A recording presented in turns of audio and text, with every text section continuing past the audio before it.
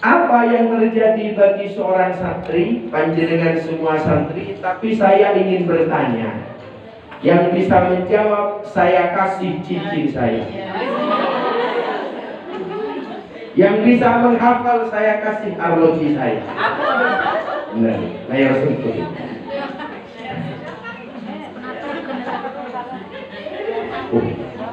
Lihat semua. Kalau ada hadiah lihat semua, berarti benar-benar santri.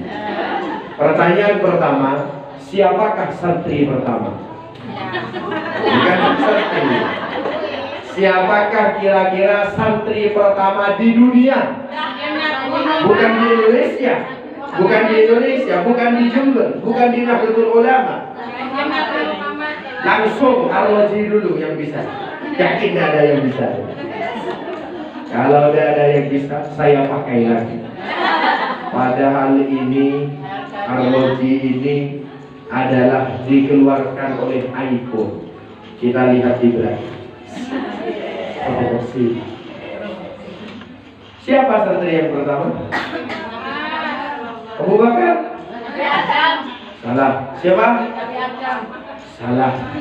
Nabi Adam, Nabi dan utusan. Siapa kira-kira? Siapa? Siapa panjenenganmu? Sayyidina Ali bin Abi Thalib. Sebelum itu kan banyak santri. Siapa kira-kira? Baik, dengarkan, diingat ini. Ini materi penting. Siapakah santri yang pertama? Namanya adalah Qabil bin Adam, anaknya Nabi Adam. Dipakai lagi ya. Alhamdulillah. Abdi amin.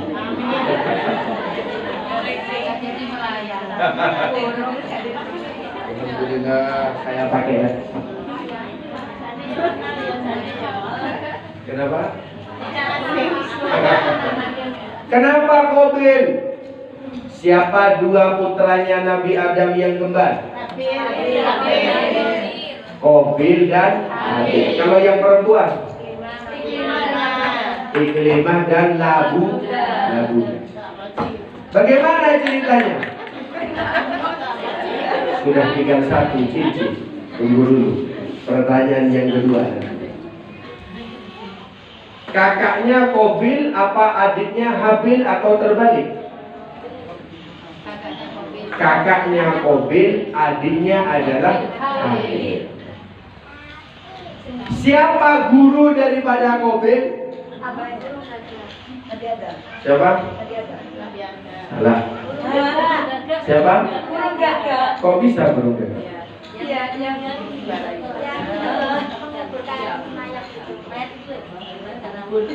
Cara mengubur. Siapa nama gagaknya? Saya pakai lagi mungkin. Ya Allah, ini berarti nyantrinya belum lama ini. Baik, nama gagaknya adalah Ghurab. Siapa? Ghurab. Kan sudah tahu sekarang. Siapa namanya? Ghurab. Kalau Nabi Adam punya anak namanya Qabil Habil. Kalau Ghurab punya anak namanya Bughar. Siapa?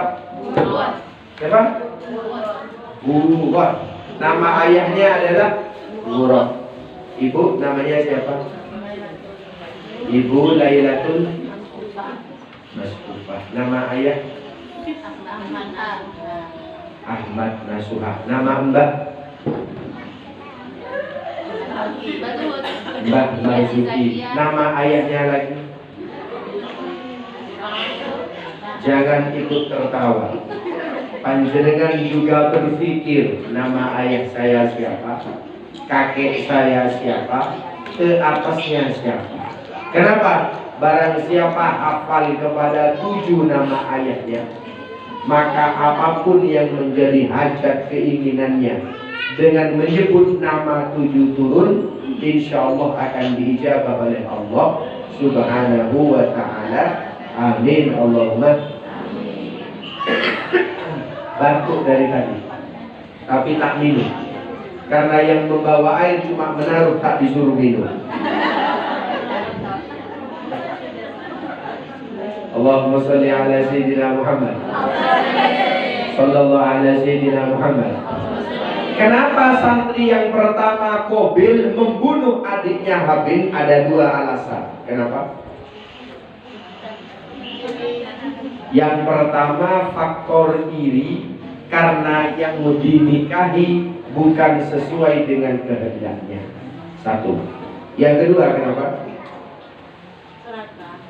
Yang bisa saya kasih HP, karena yakin tidak ada yang bisa. Apa yang membuatnya iri? Yang kedua selain karena jodoh, yang kedua karena Allah Ta'ala memerintahkan berkurban. Memerintahkan kurban. Qabil berkurban buah-buahan, semangka, jagung, kubis, apel, jambu, nanas, dan lain sebagainya, tapi yang jelek hasilnya. Sedangkan Habil berkurban hewan ternak yang terbaik, unta, sapi, domba, dan lain sebagainya. Yang diterima, kira-kira kalau panjenengan diberi salak dan diberi domba, pilih yang mana? Domba. Allah Ta'ala pun menerima domba dari Habil. Mana dombanya? Diambil oleh Allah Ta'ala, diangkat oleh Allah Ta'ala, diturunkan lagi kelak ketika Nabi Ismail disembelih oleh Nabi Ibrahim. Nabi Ismail kan disembelih oleh Nabi Ibrahim, tapi berubah menjadi domba. Domba yang mana? Milik Sayyiduna Habil, putra daripada Nabi Adam. Iri Qabil dibunuh. Ketika dibunuh oleh Qabil, dalam tafsir At-Tabari dijelaskan tak tahu cara menguburnya, maka digopong sampai 1 tahun, ke barat, ke timur, ke barat, sampai 1 tahun, hingga akhirnya datanglah Ghurab, datanglah burung gagak dan mengajarkan tata cara mengubur. Gagak saling membunuh. Menurut ilmu flora dan fauna, gagak ini adalah burung yang otaknya paling besar, lebih besar dari elang, lebih besar dari Raja Wali, otaknya saja. Karena gagak adalah burung yang paling cerdas. Gagak adalah burung yang paling cerdas, otaknya paling besar. Dinamakan Ghurab karena bunyinya oh, maka kata orang Arab dinamakan Ghurab. Bagaimana Ghurab kemudian mengubur saudaranya yang mati dengan cara dimasukkan ke dalam tanah? Maka Qabil mengatakan, betapa bodoh kami jika tak meniru Ghurab. Meniru daripada Ghurab, dikubur daripada Habil. Setelah itu apa yang terjadi? Kita lihat. Panjenengan lihat. Sekarang kita belajar kepada guru kiai pertama. Siapa? Burung gagak. Burung gagak ketika punya anak bugot, begitu menetas telurnya langsung ditinggal. Panjenengan kalau punya anak, ibu-ibu, langsung ditinggal apa dipeluk untuk disusui? Kenapa? Kalau bugot, kalau Ghurab, begitu telurnya menetas, anaknya ditinggal, anaknya dibuang. Kenapa anaknya dibuang? Karena dia cerdas. Saking cerdasnya mengatakan, kenapa anakku tak sama dengan aku? Kenapa? Ghurab yang besar, bulunya hitam berkilau, sedangkan anaknya tak punya bulu sama sekali. Maka dia heran, ini bukan anakku, wajahnya kok tak sama. Maka kemudian ditinggal oleh gagak yang hitam, ditinggal. Apa yang terjadi? Apakah mati bugot ini? Apakah mati daripada anak yang baru menetas ini? Mati apa tidak kira-kira? Tidak mati, karena dia menganga dan bersolawat kepada Nabi Muhammad. Allahumma salli ala Sayyidina Muhammad, sallallahu ala Sayyidina Muhammad. Maka dari sisa cairan telurnya yang bau amis, datanglah semut. Ketika datang semut, dia menganga, semutnya langsung ditelan. Malam hari bersolawat, tinggal menganga, nyamuk datang, tinggal ditelan. Tak usah bekerja, cukup bersolawat, langsung menganga. Sebentar lagi pulang di rumah, tak usah masak, menganga. Datang, langsung menganga. Setelah 40 hari, oh, ya. Ini untuk anjingnya. Terima kasih.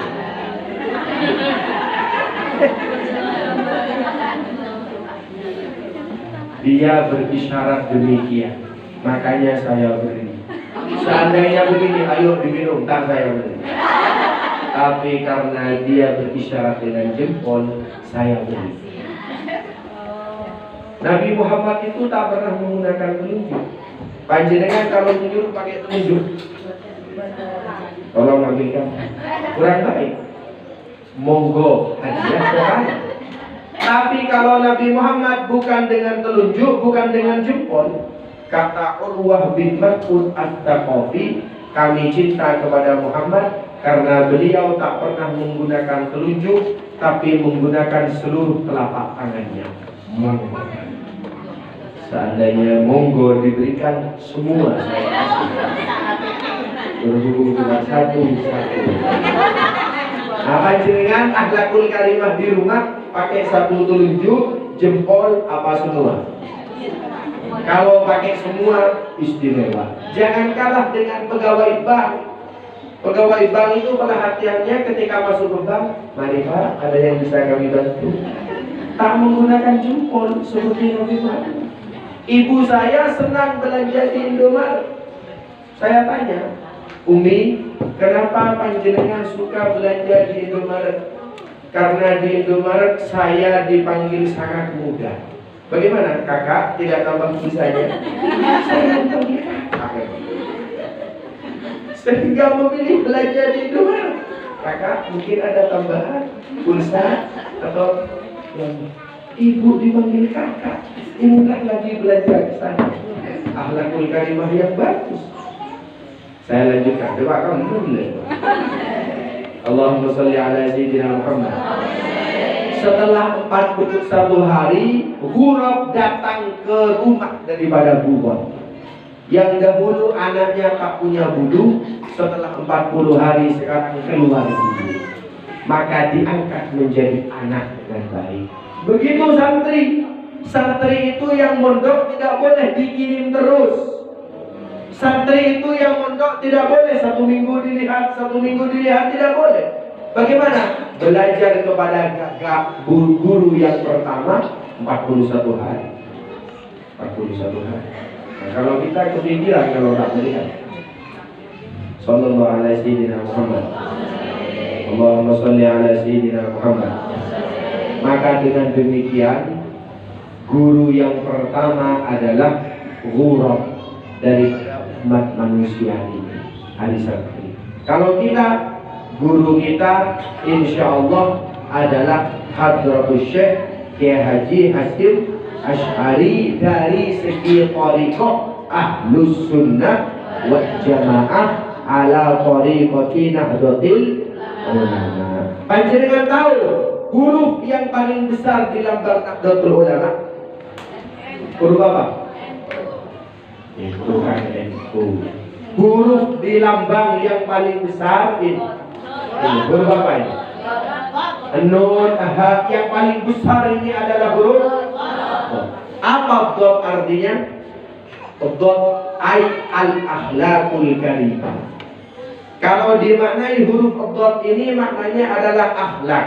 Maka kalau ingin menguasai dunia, kalau panjenengan ingin menguasai segalanya, peganglah akhlakul karimah. Nabi Muhammad luar biasa. Bagaimana akhlaknya Nabi Muhammad? Nabi Muhammad tidak dipanggil dengan cara menoleh ketika dipanggil, Panjenengan kalau dipanggil, misalnya Ibu Hajah Olin, kalau menoleh caranya bagaimana? Saya tanya kepada panjenengan, kalau panjenengan dipanggil Ibu, cara menolehnya bagaimana? Nabi Muhammad ketika dipanggil, maka beliau tidak menolehkan kepala, tapi membalikkan semua anggota badannya. Nabi Muhammad ketika dipanggil ya Rasulullah, beliau tidak menoleh begini, tapi bagaimana? Ya Rasulullah, ya, semua anggota badannya dimasukkan. Ini adalah akhlakul karimah. Innama bu'ithu liutammima makarimal akhlak.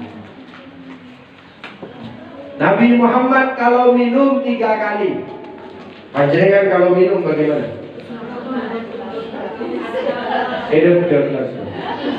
Nabi Muhammad kalau minum caranya 3 kali.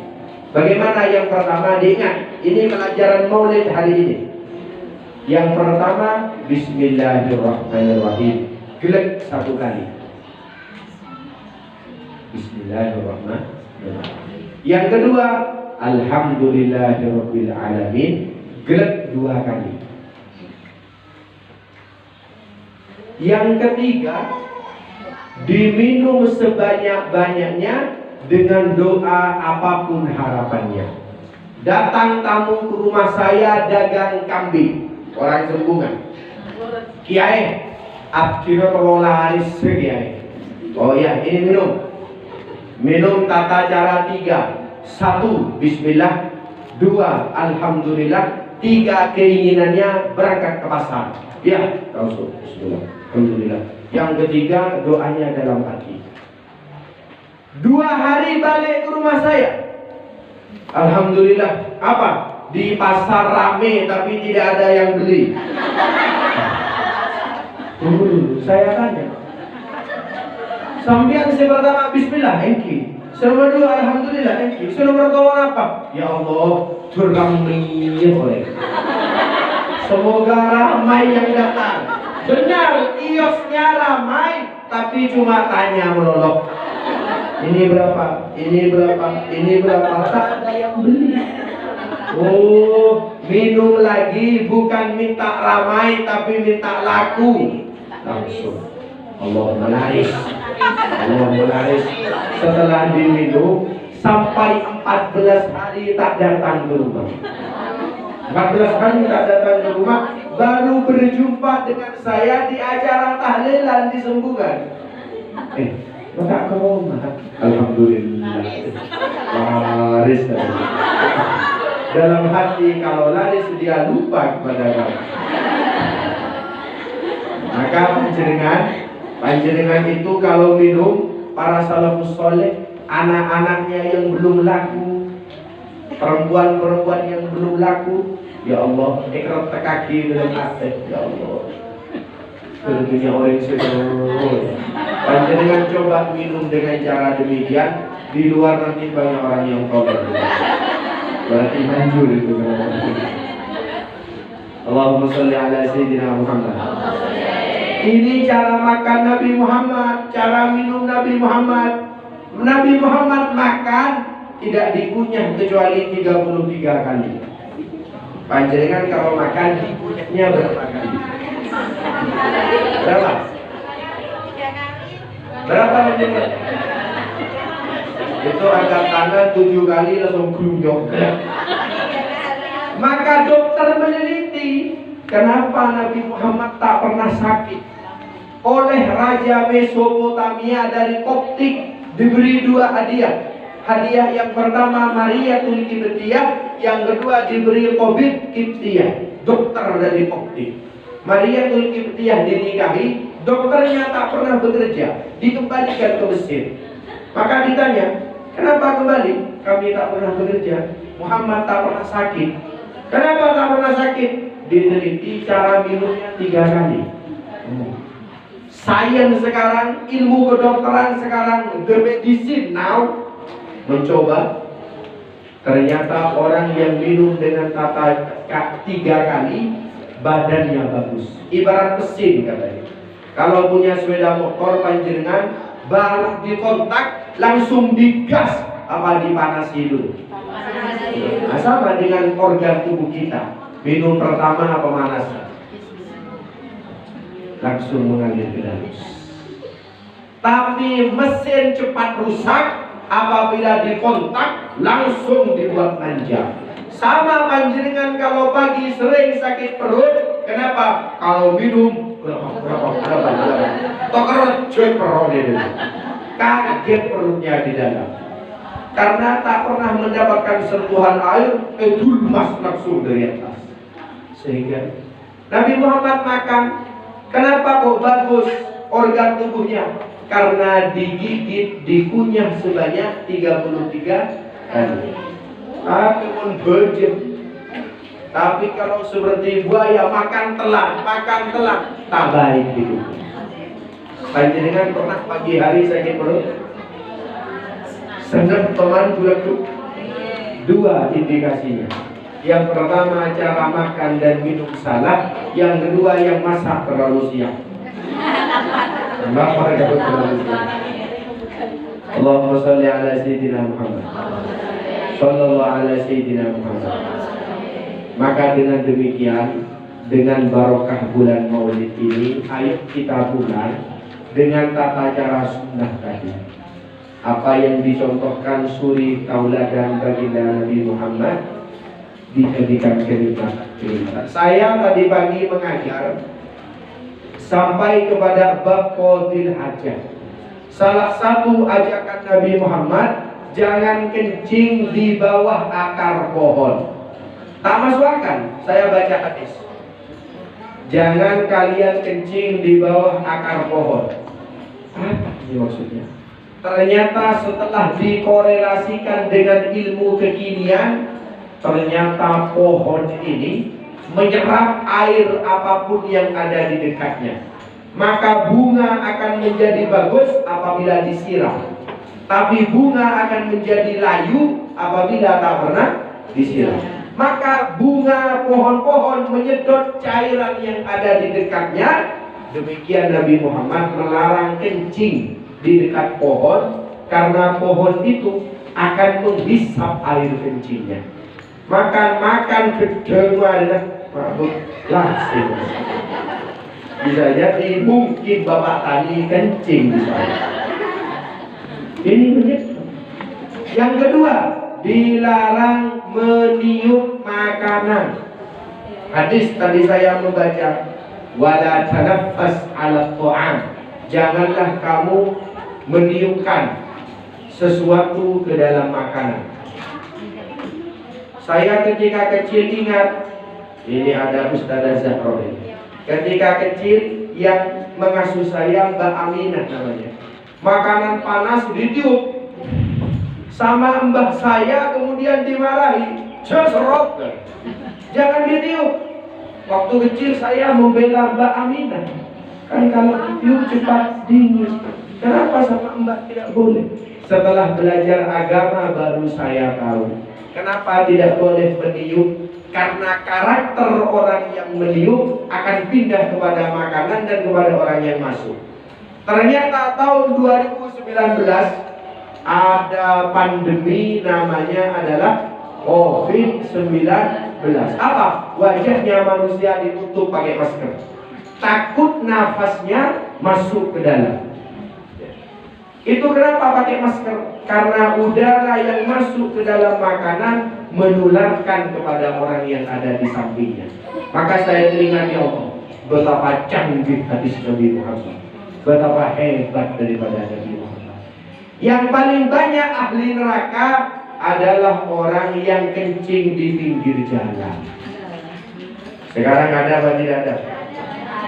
Hampir kiamat apabila sudah banyak orang kencing di pinggir jalan. Ada apa tidak ada? Sudah banyak kami melihat. Di pinggir jalan kami lewat di tengah sawah, moro-moro ada sepeda motor berhenti, langsung pelecur, nemplek langsung mancur. Maka demikian. Yang paling akhir, karena sudah hampir zuhur, pada zuhur saya ada undangan di daerah Gambirodo Yang paling akhir saya minta satu pisangnya. Bukan mau saya makan, satu aja. Umar aja mungkin. Lihat, terakhir. Saya kasih bekal kalau panjenengan ingin punya anak soleh dan solehah. Caranya makan pisang. Ya. Dari Nabi Muhammad, tapi ada tata caranya. Baca surat Al-Waqiah ayat 29. Surat Al-Waqiah ayat 29. Bagaimana bacaannya?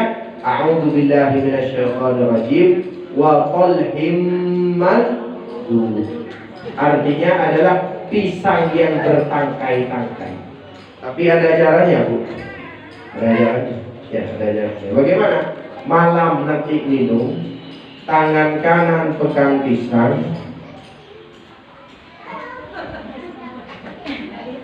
tangan kiri pegang pisang suaminya.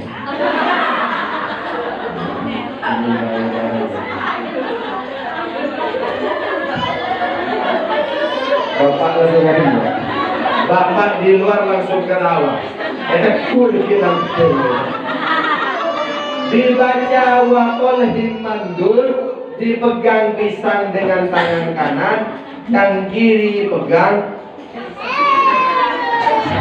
pisang suaminya.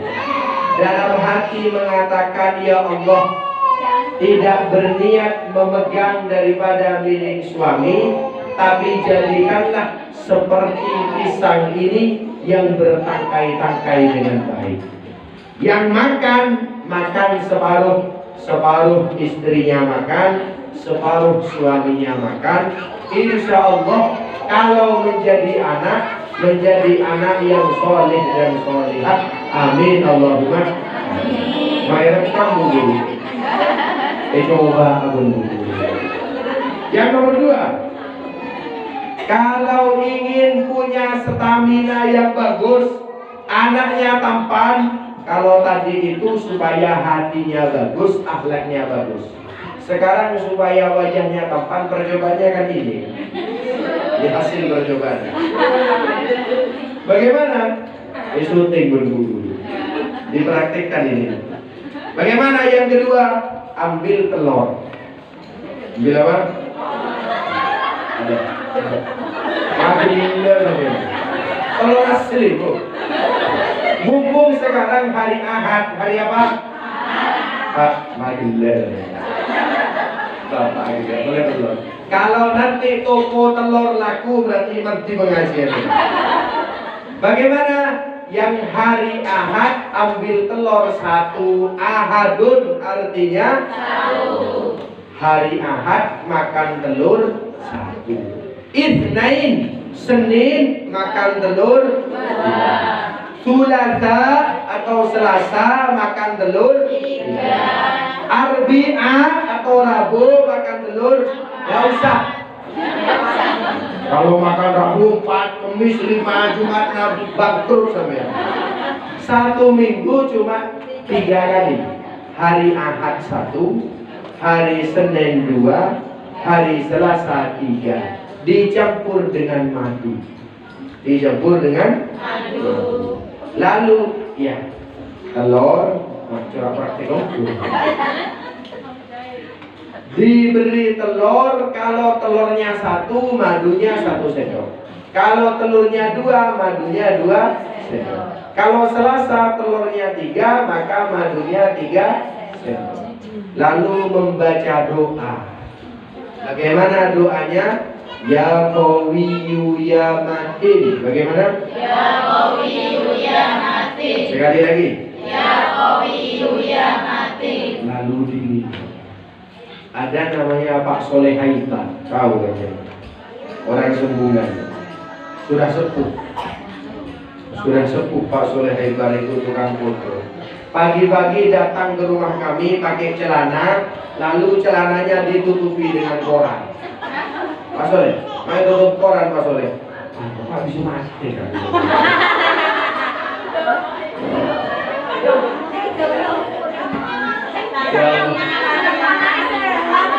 Tidak ada secara ulang dan terjemah. Harus tanya kepada yang paham.